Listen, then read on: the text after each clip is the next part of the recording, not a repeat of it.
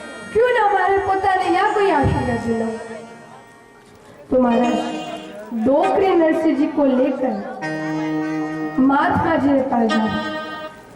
तो महाराज डोकरे ने महात्मा जी के ढोक दी। जैसा शास्त्रों में लिखा गया कि यदि कोई संत महात्मा भगवान की तपस्या कर रहे, उनकी तपस्या में लीन हो, तो उनकी तपस्या में विघ्न नहीं डालना चाहिए। क्योंकि जो ये भजनानंदी लोग होते हैं महाराज, उनके सिर थोड़े गर्म रहते हैं। महाराज हम तो आशीर्वाद लेने जा रहे, वो हमें श्राप ना दे दे। जिससे महाराज एक पत्नी ने अपने पति से बोला कि आज मुझे पियर जाने का बड़ा मन कर रहा है, मुझे पियर जाना है। पति ने मना कर दिया। अब जब उसका बच्चा वहां जाए, पति से तो कुछ कह नहीं सकती, और उसका बच्चा वहां जाए और कुछ चीज मांगे तो एक थप्पड़ में पूरा गुस्सा उस बच्चे के ऊपर निकलता है। इसी प्रकार महाराज जो भजनानंदी लोग होते हैं, उनके सिर थोड़े गर्म रहते हैं, क्योंकि उनके मन में एक ही बात चलती रहती है कि मुझे भगवान कब दर्शन दे, कब दे। और यदि तब हम उनकी तपस्या में विघ्न डाल दें तो हमें श्राप न दे दे। तो महाराज जब डोकरी ने महात्मा जी के ढोक दी, तो नरसिंह जी ने भी महात्मा जी के ढोक दी। महाराज उन्हें प्रणाम किया। ये उस डोकरी के सत्संग कीर्तन कथा का ही प्रभाव था, जो आज नरसिंह जी ने बड़े का सम्मान किया। वरना आजकल ऐसे संस्कार कोई बच्चों को नहीं देता। और जब तक बच्चे को सत्संग कीर्तन कथा में नहीं लाओगे, उसमें संस्कार आने वाले नहीं है। और महाराज बच्चा जितना छोटा है उसमें संस्कार दो, क्योंकि महाराज छोटी आयु ही बच्चों के सीखने के लिए अच्छी होती है। बड़ी आयु में वो कुछ नहीं सीख पाता, भले आप कितनी भी कोशिश करो उसको संस्कार देने की, उसमें संस्कार आने वाले नहीं है। बोलिए राधे राधे, बोलिए राधे राधे। तो महाराज अठी ने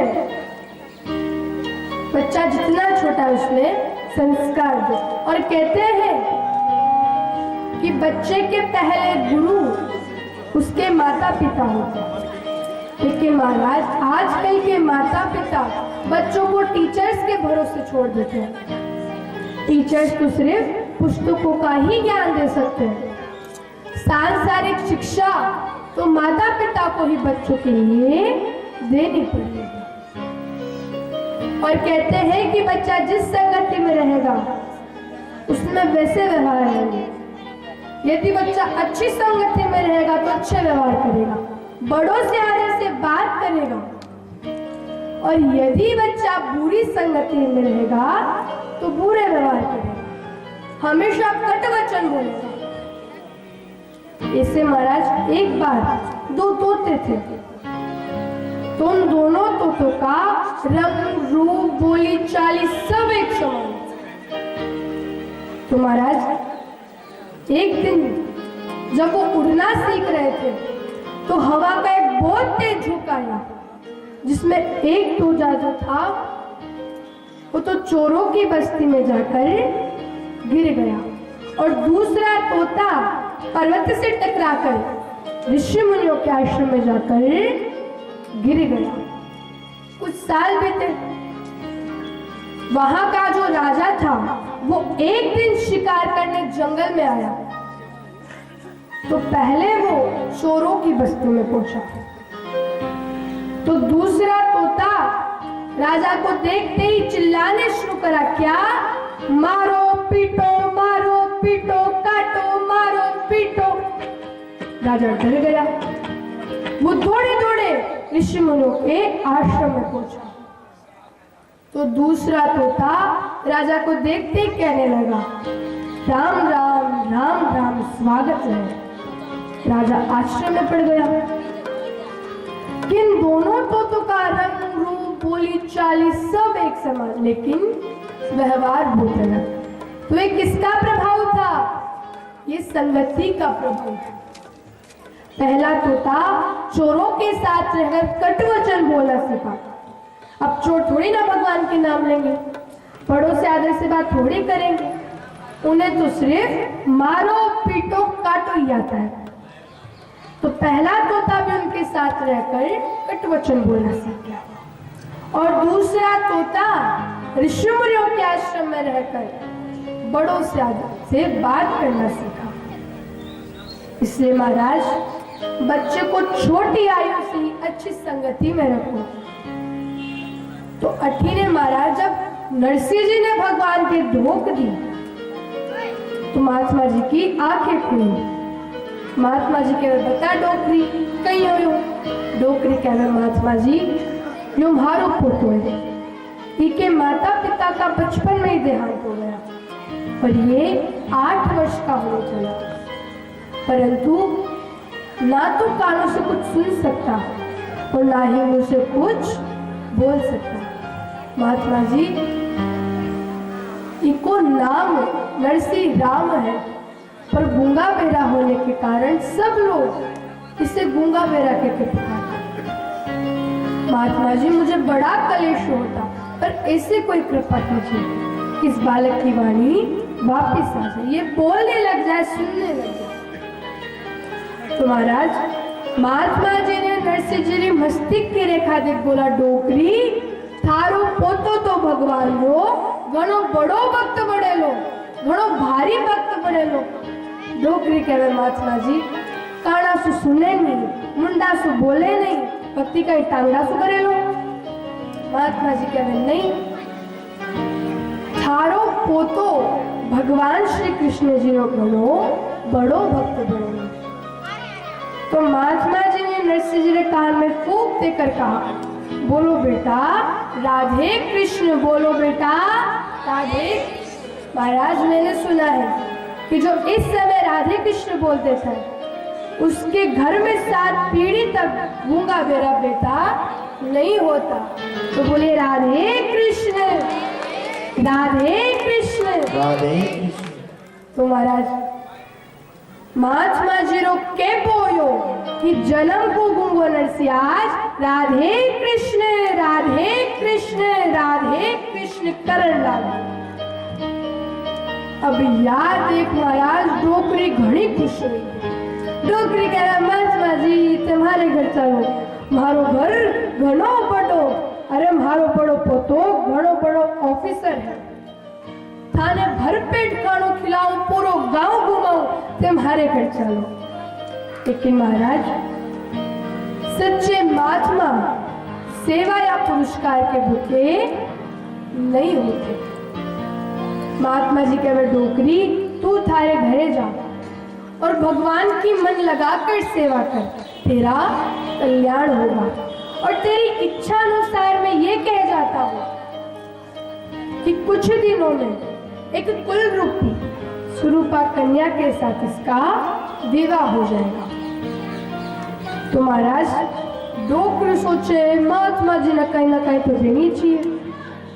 तो पहले की जो डोकरियां रहती थी उनके पल्लों में छोटी सी जेब रहती, ज्यादा पैसे तो रखती पर काम के हिसाब से पैसे रखती। तो पहले डोकरी ने 10 को नोट निकाली, ले जा लगी, सोची 10 को कहीं करेगो, महात्मा जी है वापिस अंदर रख ली। फिर 5 को निकाली, ले जा लगी, सोची 5 को भी कहीं करेगो, अरे आज तो शिवरात्रि व्रत है, वो महात्मा जी वापिस अंदर रख ली। महात्मा जी सोचे कि ये डोकरी ने देनी कौन। महात्मा जी कहे न लेनी डोकरी, तू जा थारी घर आ। तो महाराज, डोकरी तो घणे खुश होके घरे भागी, मारो पतो हावल तोई गयो, मारो पतो हावल तोई गयो, मारो पतो हावल तोई गयो। अब घरे जा महात्मा जी की चमत्कार की बातें अपने बड़े पोते वंशीधर से। तो वंशीधर ने भी महात्मा जी से मिलने की लालसा प्रकट हुई, तो वो महात्मा जी को ढूंढने निकल गया। लेकिन महाराज, महात्मा जी का कहीं भी पता नहीं चला, क्योंकि संतों का कहना है कि नरसिंह जी को वाणी देने भगवान श्री कृष्ण स्वयं आए थे। बोलिए कृष्ण कन्हैया लाल की, बोलिए राधे राधे राधे राधे। तो महाराज कठिन कुछ दिनों में एक कुल रूपी स्वरूपा कन्या के साथ नरसिंह जी का विवाह हो जाता है। तो महाराज दिन दुगनी रात चौगनी नरसिंह जी का व्यापार बढ़ने लगता है। तो नरसिंह जी पहले जैसे संतों को भोजन करवाते थे, वो इस जन्म में भी करवाने लगे। तो महाराज नरसिंह जी ने अपने सेवकों से कह रखा था कि यदि कोई संत महात्मा या कोई ब्राह्मण आए, कोई संत महात्मा या ब्राह्मण आए तो उनके भोजन की सामग्री देना और उनकी ठहरने की व्यवस्था भी करना। अब भोजन की सामग्री क्यों देना, भोजन ही बना कर दे दो। क्योंकि महाराज पहले के संत महात्मा या ब्राह्मण लोग किसी के बनाया हाथ का खाना नहीं खाते थे, क्योंकि जैसा खाओगे अन्न वैसा होगा मन, कि जैसा अन्न खाओगे वैसा मन होगा। एक बार महाराज एक गांव में कथा हो रही थी, तो एक डोकरे ने महात्मा जी से कहा, महात्मा जी आज शाम की प्रसादी हमारे घर करना। अब डोकरे तो बहू के पास जाके, बहू आज तो महात्मा जी भोजन करने आएंगे, अच्छा भोजन बनाना। अब बहू को थोड़ा गुस्सा आया, क्यों, क्योंकि ज्यादा मेहनत करनी पड़ेगी, ज्यादा आटा उसना पड़ेगा, ज्यादा सब्जी बनानी पड़ेगी। अब सास से तो कुछ कह नहीं सकती, क्योंकि पुराना धन जो था महाराज, कुछ कह दिया तो धन मिले नहीं मिले। वो तो गुस्से में आटा बनाना, हाँ बड़ी आई भुगतानी महात्मा जी ने बुला लाई है, वो तो गुस्से में खाना बनाओ। तो महाराज जैसा भाव उसके मन में, खाना खाने वाला भी वैसे ही व्यवहार करेगा। यदि वो प्रेम के साथ खाना बनाए तो खाना खाने वाला भी प्रेम करेगा। इसलिए महाराज जैसा खाओगे अन्न वैसा होगा मन, इसलिए प्रेम से खाना बना। तो अठीने एक बार वहां संतों की टोली आई हुई थी, तो उन संतों ने नरसिंह जी के सेवकों से कहा कि तुम्हारे सेठ ने हमें भोजन करवाया, हम उन्हें प्रसाद देना चाहते, भजन रूपी प्रसाद देना चाहते। तो महाराज जब नरसिंह जी बाहर आए तो उन संतों में जो उच्च पद पर जो संत था, वो नरसिंह जी के चेहरे को देखकर कहा कि ये क्या, ये पिछले जन्म में कितना बड़ा भक्त था, भगवान को पाने के लिए इसने क्या क्या नहीं किया। लेकिन महाराज उस संतों ने कहा कि सेठ जी आपने हमें भोजन करवाया, हम आपको प्रसाद देना चाहते हैं, भजन रूपी प्रसाद देना चाहते हैं। तो महाराज वो संत नरसिंह जी को भजन सुनाते हैं। तो आइए महाराज संतों के साथ हम भी भजन गाते हैं।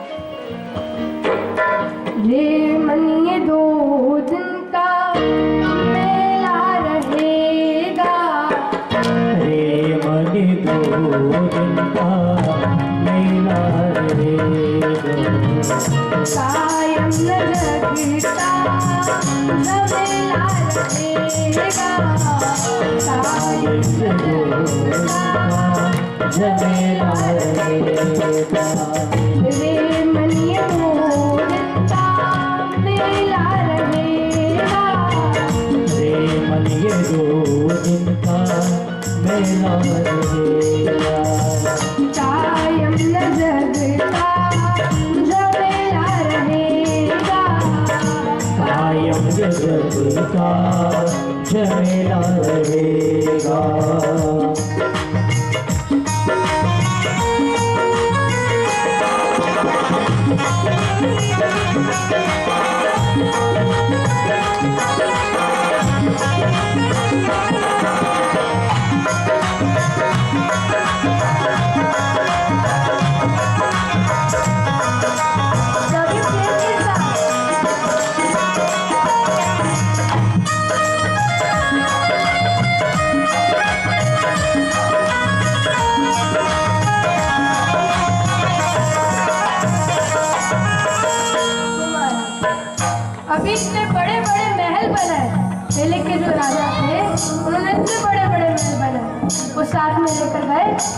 संत कह रहे किस काम का ऊंचा जो तू महला बनाएगा, काम का ऊंचा जो मेला बनाएगा, किस काम का लाखों का जो थोड़ा कमाएगा, रस हाथियों का झुंड भी किस काम आएगा, हाथियों का झुंड भी इस काम आएगा, जैसा तू यहाँ आया था वैसा ही जाएगा, जैसा तू आया था वैसा ही जाएगा, तेरी सफर में सवारी के खातिर, तेरी सफर में सवारी के खातिर कंधों पे ठठरी का ठेला रहेगा, कंधों पे ठठरी का